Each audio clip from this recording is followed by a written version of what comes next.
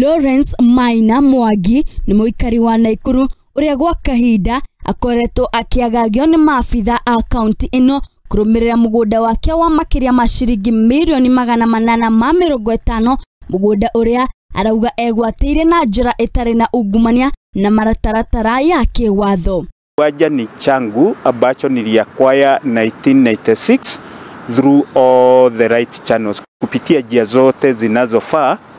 Nimekuwa na nikiishi kwa amani na kufikia mwaka wa 2013 ndio nilikuwa nimejitayarisha kuanza kudevelop hii kiwanja. Na kure mwaka-ini wa 2020 ni hoditi ino yajireire thutha wa gavana muhuruku wira wa Naikuru Gavana Lee Kinyanjui ehoire gukombora mugunda uyu wa Lawrence ina na guthamiria matatu iria ciakimanite mwena umwe na gucirehe haha ta njira imwe ya gwithemana na murimo wa corona.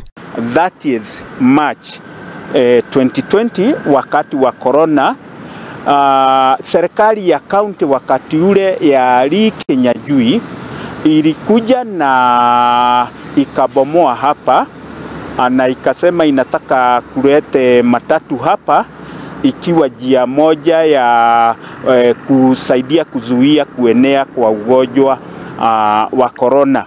Kuma hau mutongoria uyu muhuruku wira ni aregire kumucokiria mugunda uyu na akirega kweheria matatu ciake roginya riria aumire wathani-ini ta gavana wa Naikuru. Na tulifurutana kiasi, lakini mwishoni Bwana Lee Kinyanjui na the then county commissioner waliniomba watumie, na ikawa watatumia na baadaye watalipa.